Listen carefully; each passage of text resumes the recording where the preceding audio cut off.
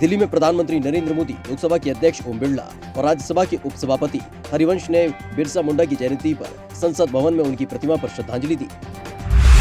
बिरसा मुंडा की जयंती पर पीएम मोदी ने कहा कि हम सबके लिए भगवान बिरसा एक व्यक्ति नहीं, एक परंपरा है। हम उन्हें ऐसे ही धरती आबा नहीं कहते। धरती आबा बहुत लंबे समय तक इस धरती पर नहीं रहे थे, लेकिन उन्होंने जीवन के छोटे से कालखंड में देश के लिए एक पूरा इतिहास लिख दिया। प्रधानमंत्री नरेंद्र मोदी ने शिलान्यास किया। मध्य प्रदेश के रतलाम जिले में बनने वाले एक एकलव्य आदर्श आवासीय विद्यालय का प्रधानमंत्री नरेंद्र मोदी ने शिलान्यास किया। इस कार्यक्रम में मुख्यमंत्री शिवराज सिंह चौहान भी मौजूद रहे। मध्य प्रदेश के भोपाल में जम्बूरी मैदान में आयोजित जनजातीय गौरव दिवस महासम्मेलन में प्रधानमंत्री नरेंद्र मोदी ने हिस्सा लिया। इस दौरान प्रधानमंत्री नरेंद्र मोदी का जनजातीय प्रतीकों के साथ स्वागत किया गया। इस कार्यक्रम में मुख्यमंत्री शिवराज सिंह चौहान भी मौजूद रहे। मध्य प्रदेश में प्रधानमंत्री नरेंद्र मोदी ने भोपाल में जनजातीय स्वयं सहायता समूह द्वारा बनाए गए उत्पादों की प्रदर्शनी का अवलोकन किया। मध्य प्रदेश में प्रधानमंत्री नरेंद्र मोदी ने भोपाल के जम्बूरी मैदान में आयोजित कार्यक्रम में राशन आपके ग्राम योजना और हीमोग्लोबिनोपैथी मिशन का शुभारंभ किया। मणिपुर में असम राइफल्स के काफिले पर हुए हमले में जान गंवाने वाले राइफलमैन आरपी मीणा को राजस्थान के जोधपुर में श्रद्धांजलि दी गई। मध्य प्रदेश के हबीबगंज रेलवे स्टेशन का नाम बदलकर रानी कमलापति रख दिया गया, जिस पर सीएम शिवराज सिंह चौहान ने बोलते हुए कहा कि रानी कमलापति भुला दी गई। उनको इतिहास में उचित स्थान न अंग्रेजों ने दिया और न कांग्रेस ने दिया, लेकिन प्रधानमंत्री ने हबीबगंज रेलवे स्टेशन का नाम रानी कमलापति रेलवे स्टेशन रखकर रानी का सम्मान बढ़ाया। आंध्र प्रदेश के तिरुपति में केंद्रीय गृह मंत्री अमित शाह ने बिरसा मुंडा की जयंती पर उन्हें पुष्पांजलि अर्पित की और श्रद्धांजलि दी। दिल्ली में बढ़ते प्रदूषण के चलते दिल्ली सरकार ने सभी तरह के निर्माण कार्यों पर प्रतिबंध लगा दिया है, जिससे मजदूरों को काफी दिक्कतों का सामना करना पड़ रहा है। एक मजदूर ने बताया, काम न होने की वजह से हम किराया नहीं दे पा रहे हैं या किसी के पास खाने के लिए रुपए नहीं है। प्रसिद्ध इतिहासकार और लेखक बाबा साहेब पुरंदरे का पुणे के दीनानाथ मंगेशकर अस्पताल में निधन हो गया, जिसके बाद राजकीय सम्मान के साथ उनका अंतिम संस्कार किया गया। दिल्ली के Institute of Defence Studies and Analysis का नाम बदलकर Manohar Parrikar Institute for Defence Studies and Analysis रखा गया है। इस अवसर पर रक्षा मंत्री राजनाथ सिंह ने कहा कि रक्षा को लेकर गहरी समझ से हमारे लिए मनोहर पर्रिकर मूल्यवान सहकर्मी बन गए थे।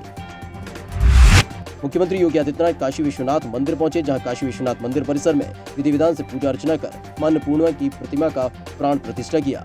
काशी के हर चौराहे, हर पड़ाव पर मां अन्नपूर्णा की शोभा यात्रा को देखने के लिए भक्तों की भीड़ लगी रही।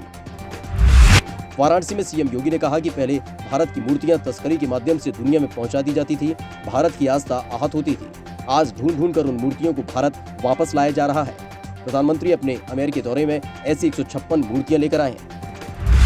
सुप्रीम कोर्ट ने केंद्र को दिल्ली एनसीआर में वायु प्रदूषण से निपटने के लिए निर्माण कार्य, गैर जरूरी परिवहन, बिजली संयंत्रों को रोकने और वर्क फ्रॉम होम लागू करने जैसे मुद्दों पर मंगलवार को एक आपात बैठक बुलाने का निर्देश दिया। केरल के कुटियट्टम नृत्य को कोट्टियम में कोरोना प्रतिबंध के साथ फिर से थिएटर में शुरू किया गया। एक कलाकार ने बताया, ये केरल की परंपरागत कला है। मैं बचपन से नृत्य कर रही हूँ। मेरे पिता मेरे गुरु भी हैं। वो पिछले 15 साल से इस कला से जुड़े हुए हैं। बीते शुक्रवार यानी 5 नवंबर को अक्षय कुमार और कैटरीना कैफ की फिल्म सूर्यवंशी रिलीज हुई। शुरुआत से ही ये फिल्म बॉक्स ऑफिस पर ताबड़तोड़ कमाई कर रही है। कयास ये भी लगाए जा रहे हैं कि फिल्म दूसरे हफ्ते में ही 200 करोड़ के क्लब में शामिल हो जाएगी। बॉलीवुड एक्ट्रेस पूजा हेगड़े इन दिनों साउथ सिनेमा में काफी बिजी हैं। पिछले दिनों एक के बाद एक कई प्रोजेक्ट खत्म होने के बाद अब वो मालदीव में वेकेशन मनाने के लिए पहुंच गई। पूजा ने यहां से अपनी फोटो शेयर की, जिसमें उनका बेहद दिलकश अंदाज नजर आया। दुनिया को T20 का नया विश्व चैंपियन मिल गया। ऑस्ट्रेलिया ने दुबई में हुए T20 विश्व कप के फाइनल में न्यूजीलैंड को हराकर एक खिताब अपने नाम किया।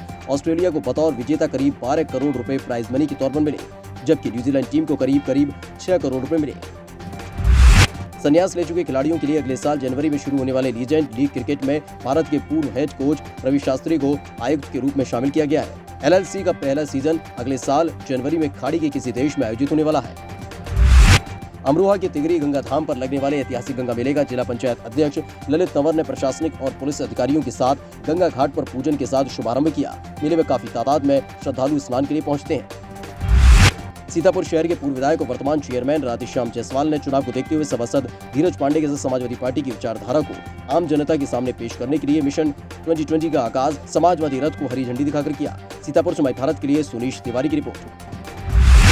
झांसी में भारतीय जनता पार्टी महिला मोर्चा की राष्ट्रीय अध्यक्ष वानाथी श्रीनिवासन ने पंडित दीनदयाल सभागार में आयोजित आजादी का अमृत महोत्सव कार्यक्रम में हिस्सा लिया। कार्यक्रम के बाद मीडिया से बातचीत में श्रीनिवासन ने कहा, राजनीति में महिलाओं की भागीदारी बढ़ाने की जरूरत है। झांसी समाई भारत के लिए शकील अली हाशमी की रिपोर्ट।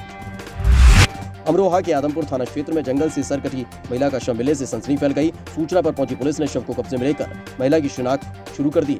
अमरोहा से माई भारत के लिए मुजम्मिल हुसैन की रिपोर्ट। फटाफट अंदाज में ताजा तरीन खबरों के लिए देखते रहें माई भारत।